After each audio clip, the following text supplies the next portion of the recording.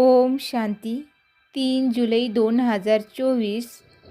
आजची मुरलीचा सार आहे.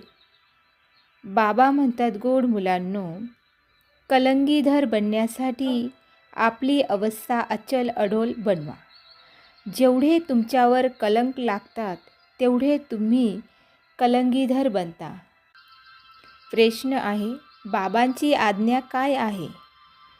कोणत्या मुख्य आज्ञेवर चालणारी मुले दिल तख्त नशीन बनता? उत्तर आहे, बाबांची आज्ञा आहे, गोड मुलांनो, तुम्हाला कोणाशीही कटकट करायची नाही. शांतीमध्ये राहायचे आहे. जर कोणाला तुमची गोष्ट आवडत नसेल तर तुम्ही चूप राहा. एकमेकांना त्रास देऊ नका. बापदादांचे दिल तख्त नशीन तेव्हा बनवू शकता जेव्हा तुमच्यामध्ये कोणतेही भूत नसेल, मुखावाटे कधीही कटू वचन निघत नसेल. गोड बोलणे जीवनाची धारणा बनवावी.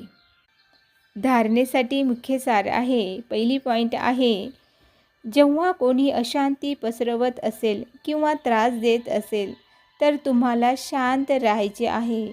जर समजावून सांगूनसुद्धा कुणी आपल्यामध्ये सुधारणा करत नसेल तर म्हणणार, यांचे नशीब, कारण राजधानी स्थापन होत आहे. दुसरा पॉईंट आहे, विचारसागर मंथन करून ज्ञानाचे नवीन नवीन पॉईंट्स काढून सेवा करायची आहे.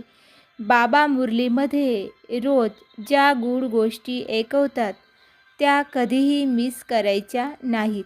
आजचे वरदान आहे, पवित्रतेला आधी अनाधी विशेष गुणांच्या रूपामध्ये सहज अंगीकारणारे पूज्य आत्मा भव. स्पष्टीकरण आहे, पूज्यनीय बनण्याचा विशेष आधार पवित्रतेवर आहे.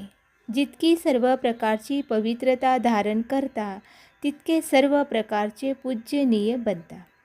जे विधीपूर्वक आधी अनाधी पवित्रतेला विशेष गुणाच्या रूपामध्ये धारण करतात तेच विधीपूर्वक पूजले जातात. जे ज्ञानी आणि अज्ञानी आत्म्यांच्या संपर्कामध्ये येत पवित्र वृत्ती, दृष्टी, व्हायब्रेशनद्वारा यथार्थ संपर्क संबंध निभावतात. स्वप्नामध्ये देखील ज्यांची पवित्रता खंडित होत नाही तेच विधीपूर्वक पूज्य बनतात.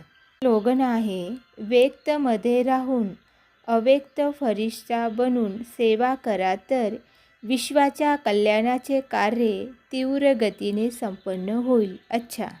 गोड गोड खूप खूप वर्षानंतर भेटलेल्या मुलांप्रती मातपिता बापदादांची प्रेमपूर्वक आठवण आणि सुप्रभात.